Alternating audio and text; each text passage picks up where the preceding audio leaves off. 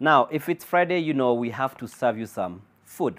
This week, the focus is on how to produce food in an urban setup. Lois Wangoi is up next with the story of a farmer who is making the most of her limited space to produce food on Food Friday.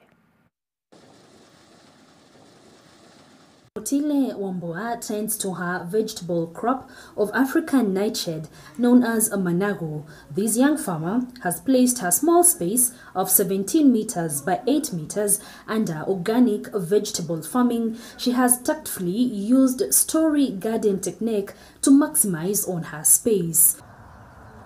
One story takes about a minimum of 70 seedlings.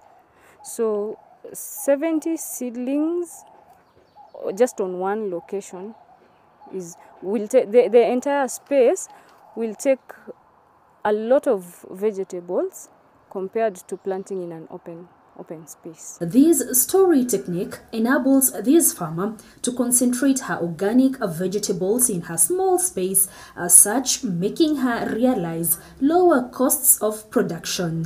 Ordinarily, her entire crop here would require half an acre piece of land. It is easier to control in terms of like the covering, because the birds are also a big issue. So it's the other place I had tried, the birds were a nuisance and it was hard to control because I could not cover the entire space. But this space is easier to control. It is easier to have the weeding is very easy. You just need your hands. You don't need any other system of weeding. Mutile says the market for her crop is her biggest motivator. She has planted her crop in stages to allow her supply all through the year. Her crop is also under greenhouse, making her venture all-weather. Her immediate community is her main market, even as she hopes to produce enough for retailers in trade of traditional vegetables. Personally, I cannot even satisfy the market for organic vegetable.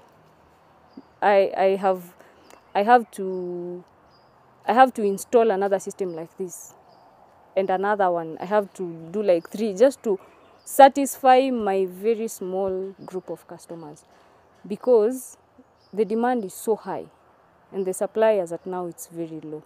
Mutile harvests her crop every 2 weeks. On average, each story produces 1 kilogram of vegetables, which she sells at 50 shillings. These sees her earn 3,200 Kenyan shillings per day. Away from selling her vegetables, she also makes money in setting up vegetable story projects for those interested in such startups. I have never found a job anywhere. I worked somewhere for 4 months and that was it. It's been 11 years ever since. Because I do it for people. They like my project and most of them want to cut down the cost of buying vegetables. Mutile's venture of story vegetables farming has seen her contribute immensely to the consumption of organic vegetables in her neighborhood, as well as secure her pockets. Her biggest challenge is pest and disease control. Granted, her farming is purely organic. I've had this disease called red spider mite. It used to attack the vegetables through and through, especially during the dry season. Finally, I use rabbit urine to spray the vegetables. It acts as a pest control and manure.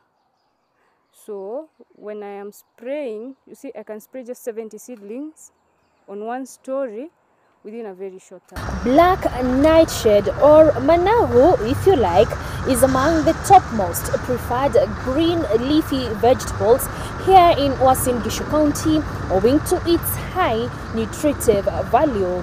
Lois Wangoi, NTV for Food Friday in the county of Uasin Gishu.